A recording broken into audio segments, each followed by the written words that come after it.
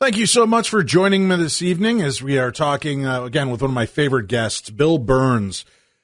I love that this man knows something about everything, and he is so adept at sharing the histories and stories.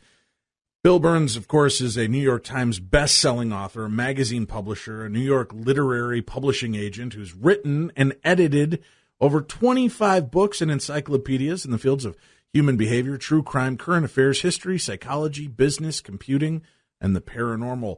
Tonight, we're going to discuss for the next few hours Edison versus Tesla, the battle over their last invention. Is it possible to communicate with the dead? And if so, is there a tool that we could craft like a telephone to do this? Well, both of these geniuses believe that that was a possibility or perhaps a probability. Their phone will ring, and it's from the phone line of the person who is no longer there. Sometimes they'll hear a crackling and a faint voice just say, "I love you," or "I'm okay," as a message. One of the inspirations for my interest and foray into the paranormal was that after my grandmother passed away, she phoned my aunt. And this was, early 1970, I believe, and she had passed away suddenly after a blood clot, and my aunt received this phone call in the middle of the night. She answered the phone, and my grandmother's voice came out and told her she was okay and everything was fine. And she told her she couldn't call again if my aunt told anybody about this. And, of course, my aunt suddenly realized she was talking to her dead mother and let out with a scream. My grandfather, who was a former World War II paratrooper in the 82nd Airborne, leapt from his bed across the house, ran through the house, ready to take on any intruder that may have made his way into his daughter's room, threw open the door and found my aunt screaming and pointing at the phone. And she said, Mom's called me. My grandfather picked up the phone, and the line was completely dead. There was nothing there. Not that irritating noise that used to come. There was nothing there. And he told her, "You're just dreaming," and set the phone down, and he walked out of the room. My aunt picked up the phone and listened, and although it was dead silent, it was a quiet she'd never heard on the phone, she could tell somebody was still on the other end of the line. And holding true to her statement, because my aunt told my grandfather what had happened, she never called again, but she did make visits in dreams, and that carried on her communication into the afterlife. So the idea that phones can be communicated with. I mean, look, there was a fascinating story a few years ago about a train wreck, and they were trying to locate all of the people, and the woman's husband's phone kept dialing her, which aided them in actually going out and finding his body. But these phone calls were coming in long after he had passed. Something was dialing that phone to try to communicate. Can the other side reach out to us? Can they email? Can they text? Can they phone? Well, we'll talk more with our guest when we return. Bill Birnes is our guest for the remainder of the show. Bill Birnes is with us. Bill, Nikola Tesla and Thomas Edison, this is a fascinating aspect of history that people just aren't aware of. Why is this such a quiet part? I'm fascinated, especially because I know in the original biography, Thomas Edison has an entire chapter dedicated to talking about this kind of telephone to the dead. Yet when it was re-released, that entire section is missing from the book. Right. And so I spoke to one of his biographers, and that was one of the questions I think one of the first questions that I asked about Thomas Edison. Why is it that when Thomas Edison's journals were released back in the 1940s, why is it that there was a whole section that was excised from that journal? And so we were batting it back and forth, and what he said was that when the stories of Thomas Edison's experiments with trying to communicate with the dead were first began to circulate during the 1920s, that, first of all, at this point, Thomas Edison had founded General Electric. He was really a corporate giant, and he was getting hate mail. This is before the days of email, obviously, he was getting hate mail from churches, from pastors, as well as from stockholders in General Electric. And the fury was this, that they were saying to Thomas Edison, why would you be experimenting with demonology, which is what they were saying this was. This was demonology. You're talking to spirits of the dead. You can't do that. These are demons. You are being seduced by the devil. And so the people around Edison were so afraid about the blowback from a consumer marketplace, and this is where Edison basically had made his money by developing consumer-based products. They took out this whole section of Edison's journals, so that when they began to circulate he died in 1932, and when they began to circulate in the late 30s, early 40s, there was no mention of this device. But there was a French translation of Edison's journals that was published in Paris in the 1940s. And in that translation, the missing chapters of Edison's journals about life after death, they were published there. And so they were retranslated in the United States, and folks can find them online. And you could read this, and it is an aspect of Thomas Edison that is so fascinating, because these are theories about Gaia, basically that everything on planet Earth, even rocks and dirt, are life. They're organic. He talks about panspermia. He talks about how all the planets in the universe were populated. He talks about alien beings. He talks about reincarnation and life after death.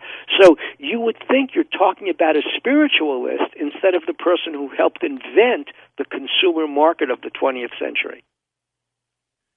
Why do you feel that he was so fascinated by that aspect?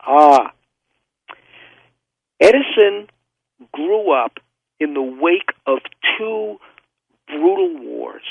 In the wake of the Civil War, again, this is part of American spiritual history, but in the wake of the Civil War, right after the Civil War, there was, in fact, even before the Civil War, there was a movement in the United States and across Europe called the Great Age of Spiritualism. Well, a lot of people have heard of Madame Helena Blavatsky, who started Theosophy. Well, this was part of that movement. And presidents like Franklin Pierce and Abraham Lincoln were actually holding seances in the White House to communicate with the dead. People didn't know about this, but Abraham Lincoln. But his trance medium, called Nettie Colburn, was holding seances for Mary Todd Lincoln, the First Lady, to communicate with the spirit of young Willie Lincoln, who died from typhus, because the White House, well, as we've been told, was built on a swamp, drain the swamp, and the White House water system was poisoned, and Willie Lincoln was poisoned by typhus, and he died in the White House. And Mary Todd Lincoln was so distraught, she was mentally ill, and she was bipolar and clinically depressed, and she refused to leave the White House bedroom as to fulfill her duties as First Lady because of Willie Lincoln's death, calling the White House a cursed place.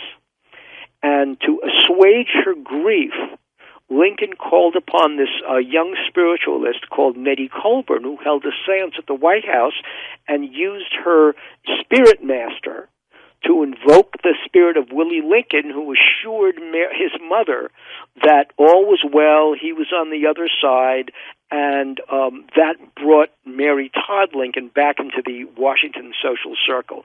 All this, of course, during the Civil War. And this great age of spiritualism lasted throughout the end of the 19th century, and really at the beginning of the 20th century merged with something else, which was the age of invention.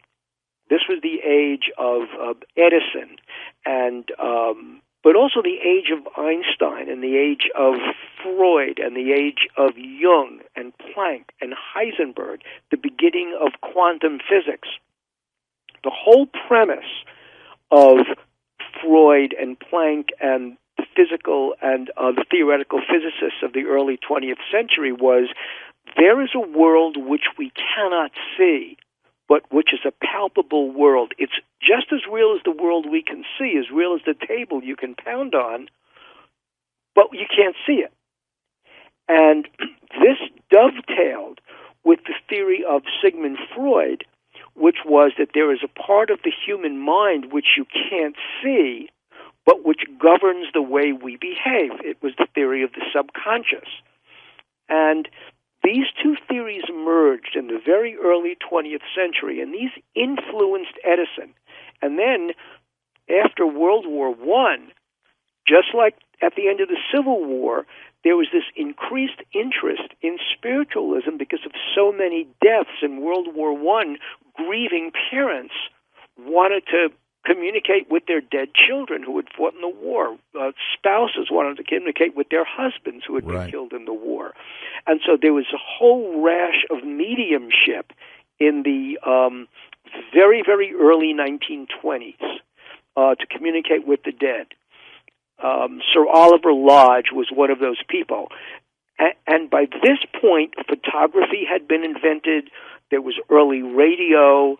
And so Edison had this theory.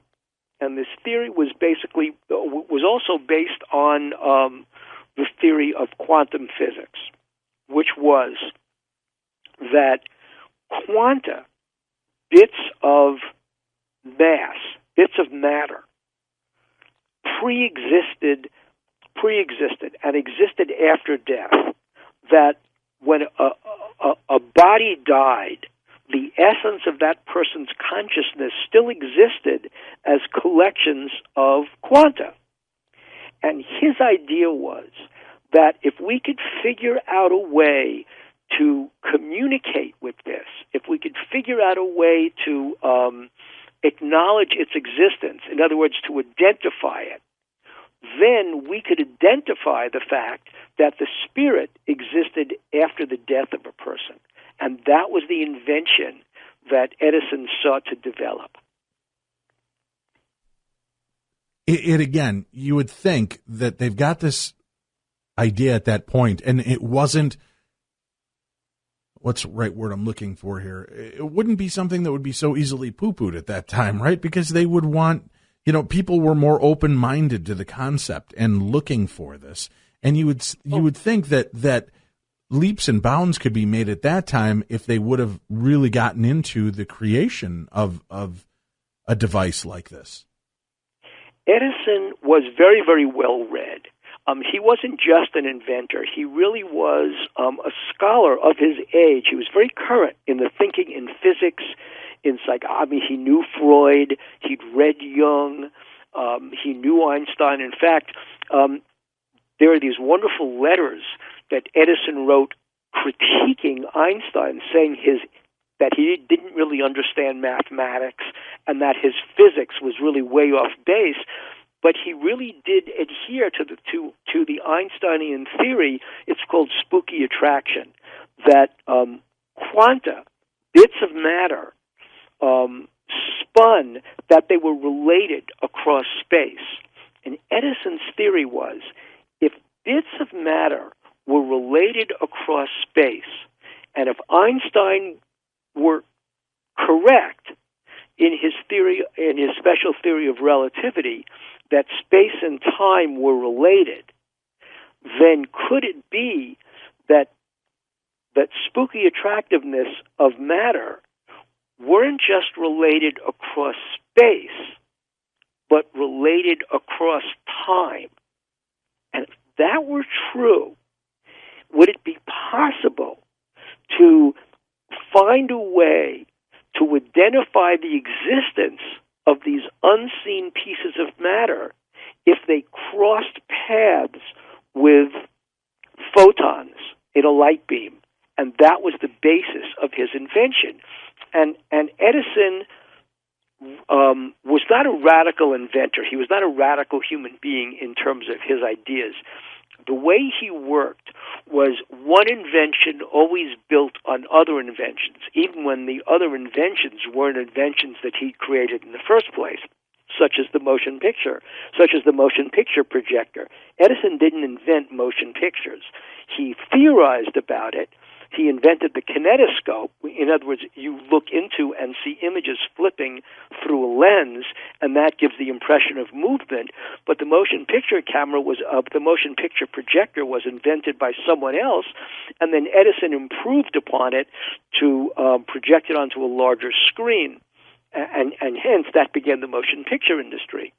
But Edison thought, if instead of blowing up these images, what if you had a pencil beam of light, photons, and you focus that beam on an electric meter, on a light meter, that would register the presence of light hitting the meter? And what if something interrupted that beam? So if you ran your hand across that beam of light, suddenly the meter would fluctuate. So you knew something was interrupting the stream of photons. If he thought what could interrupt the theory of photons were these collective bits of matter, quanta, then that even though you couldn't see it with your naked eye, it would register on the electric meter. And that registration, that movement of the dial, would tell you something was moving. And that was the basis for what we call the spirit phone. In other words, if he could show that there was something in the ether, in the air, that was crossing the photon beam and registering, maybe, just maybe, you could communicate with that. And since Edison had learned Morse code as a child, that was his first job. That was one of his first jobs as a young adult, was as a telegraph operator in Port Huron, Michigan. Then he thought, if you could develop a code like a Morse code, then you could actually communicate with the dead. And that was the basis of the spirit phone.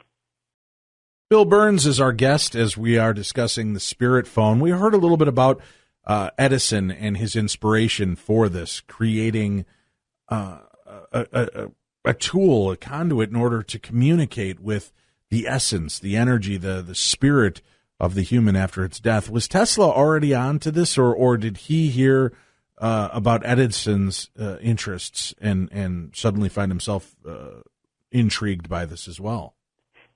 Tesla was onto it at the same time Edison was, and the two of them were spying on each other. But Tesla, they'd been rivals, obviously, since even before the Chicago World's Fair in the 1890s. That's a whole other story. But Tesla's theory was the theory of radio waves. We all know the story that Tesla had experimented with wireless transmission of radio waves at right about the same time Marconi was. And it was Tesla who was in the beginning of World War II, the United States Supreme Court, and that's also in this book on Tesla and Edison, coming out in October, the United States Supreme Court pulled the patent for wireless transmission away from Marconi. And that was basically because Marconi wanted to charge the United States government for patent infringement for not licensing radio from Marconi. But Tesla was experimenting with wireless transmission all the way back before World War I. And Tesla's theory, remember the old Superman comics back from the I guess there's still comics today, but back in the 1950s, when Superman wanted to hear messages from the past, Superman would fly all the way out into beyond planet Earth, out into space, and he would turn on his super hearing, and he would pick up sound waves from planet Earth from years before, and he would hear the voices of people talking that were no longer alive, that were in the past, because sound waves are eternal. They float out into space. That was Tesla's theory, that since radio waves are eternal, and of course we know that now, and we know that in the recent pickup of gravitational waves from the collapse of from this collision of black holes 1.3 billion years ago that basically crossed planet Earth, we know that these kinds of waves really are eternal and they float across the universe. That was Tesla's theory. That was the essence of Tesla's theory, that sound waves are eternal.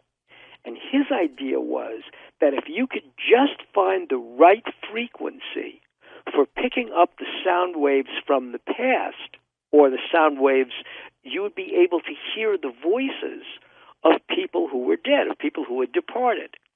So where Edison was looking at collections of quanta crossing a photon beam to register on an electric meter, Tesla's theory was trying to find the correct frequency for picking up the sound waves for the departed.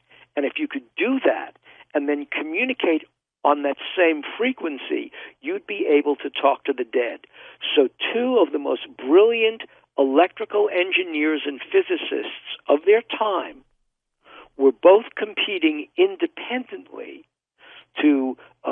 because both of them thought there was a market, a consumer market in talking to the dead.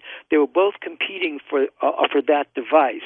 And what they began to do was they had spies in one another's organizations. Tesla had spies working at the Menlo Park Laboratory, and Edison had spies working in Tesla's organization. It was really not an organization. It was just a collection of other scientists. And they were keeping tabs on one another's experiments. And this took place in the 1920s. To have these two gentlemen going at it. Now, I mean, you know the controversy surrounding Edison.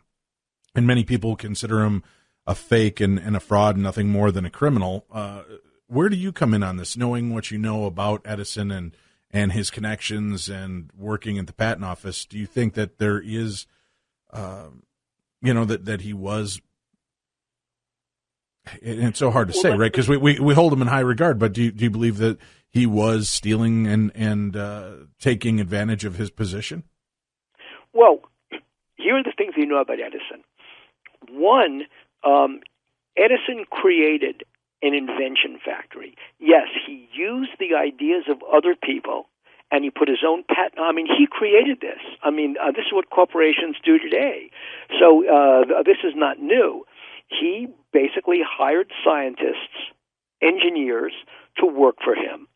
They would come up with various ideas for either improving upon existing theories or certain inventions.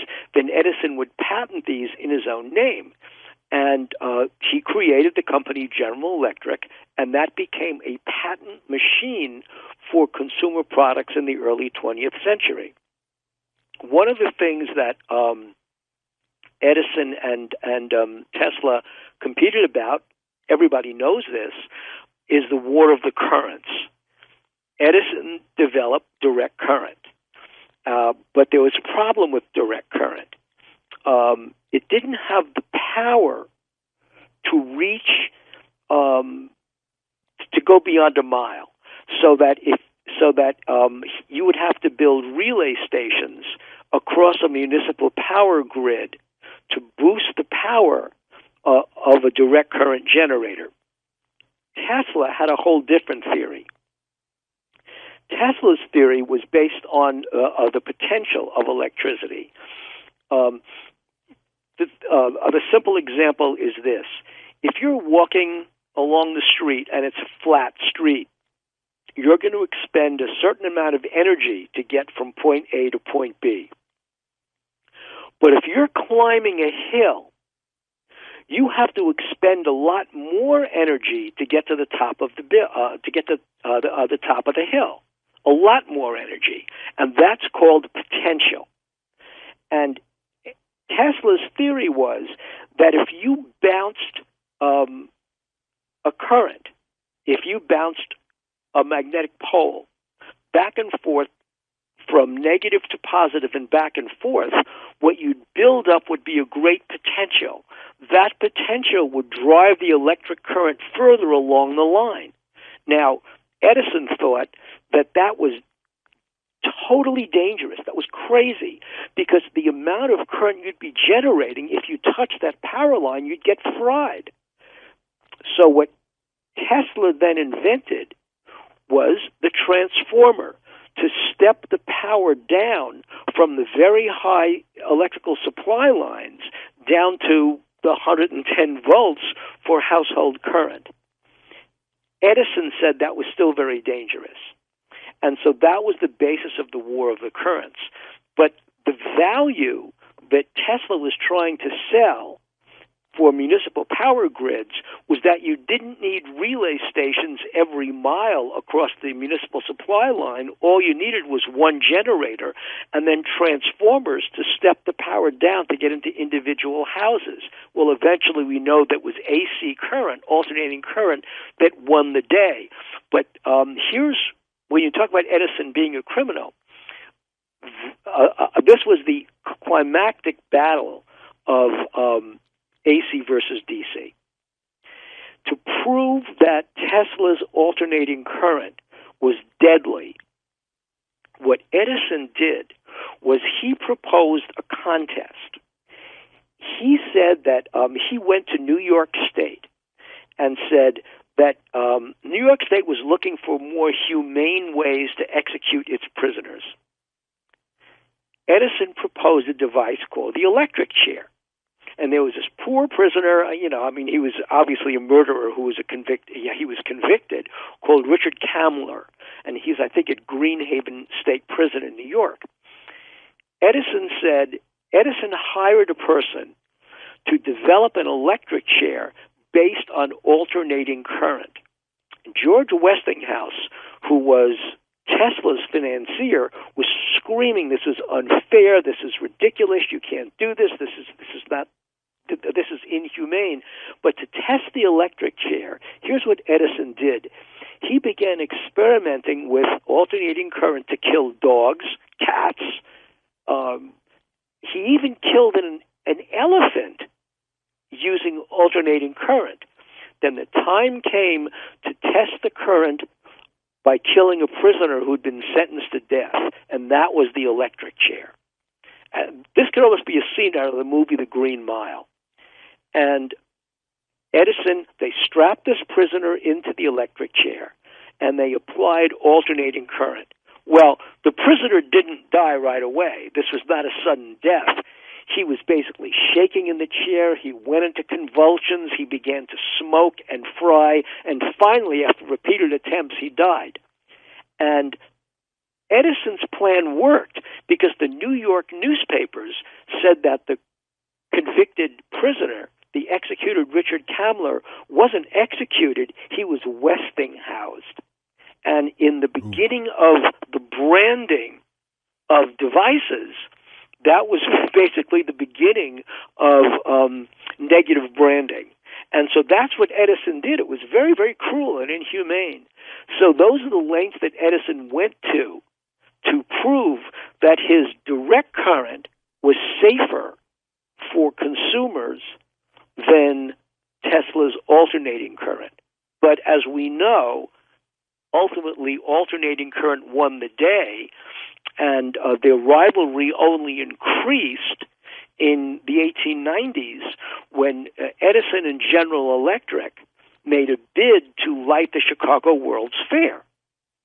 Tesla came in with a competing bid, and the two of them fought their basic bids until Tesla finally won, and it was Tesla who lit the Chicago World's Fair in the 1890s, and that really escalated the rivalry between the two, which only became more intense at the outset of World War I, when Tesla brought his plans for radio-controlled weapons to the United States Naval Board, where Tesla was the consulting engineer who turned down all of Tesla's inventions. Huh. What a rivalry, huh? What a strange rivalry. But look how it pushed to get to newer heights, to get further faster, to have those two kind of minds working simultaneously and almost both coming up with the same ideas in this kind of bid to outdo one another. If there hadn't been a Tesla or an Edison, would we be as far as we are? Well, we certainly wouldn't have alternating current. I mean, that we would have a whole different power grid supply. I mean, imagine trying to power rural America with Edison's direct current. Each home would have had to have had its own power generator because the potential of that electricity would have decreased after 1 mile. So that in itself would have obviated direct current in across rural America in the 1920s and 1930s. So just that alone would have made a big difference. We've got just a few minutes left in the segment before the break. The idea to, again, going back to the Spirit phone, looking at the information you've been able to glean, do you see that one of these men were further along in the actual development and application of this?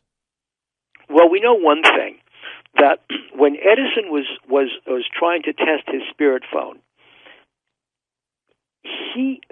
there was no way to figure out if a collection of quanta was going to cross the photon beam. I mean, how do you get them across the photon beam? What do? Do you yell into the atmosphere and say, "Hey, spirit of the dead, come on, cross this beam. I got to figure out where you are." You can't do that. So, and if you read the Edison journals, Edison believed that spirit mediums, trance channelers, people using Ouija boards and tea leaves and scrying through crystal balls, he believed they were all frauds. He said these are all fakers. But in order to entice spirits to cross the photon beam, he had to use trance channelers to summon the spirits across the beam. So even though he believed them to be fakes, in his experiment in the early 1920s, that's exactly the kinds of people he used. People using summoning spirits across the photon beam. We don't know that it ever worked. I mean, we know that he didn't get a registration on the photon beam from spirits crossing it. We knew that the meter never moved, but he kept on trying those experiments. And in fact, in a fascinating story, by 1930, Edison had moved to he moved to Florida, and he had lapsed into a coma. He was very old at this point. He'd lapsed into a coma. Then suddenly he awoke from the coma, and he told the family members at his bedside that he'd actually been to the other side. And he said to them, "I know now that the other side actually exists, that we don't really die." And then he lapsed back into a coma and expired. But it was that moment of revelation to his family that he basically had a near-death experience before he died. And the fascinating thing about that is that near-death experiences are now really quite common. And in fact, there are whole studies now, both with children and even a United States president. Bill Clinton had a near-death experience when he was on the operating table for his multiple bypass after his severe heart attack. Remember, he had gone in for bypass surgery, and Bill Clinton said, this was a quote from him. He said at first he heard the voices of the surgeons working on him. Then he said, "I was above the operating table, and I was looking down on myself." It was an out-of-body experience, and I was looking down upon myself on the operating table. And he said, "I could communicate with my daughter Chelsea and with Hillary, and then I came out of recovery." And so that's a fascinating story about a president's near-death experience. Right. And that's what Edison said he experienced in 1931. All right, we've got to take a break.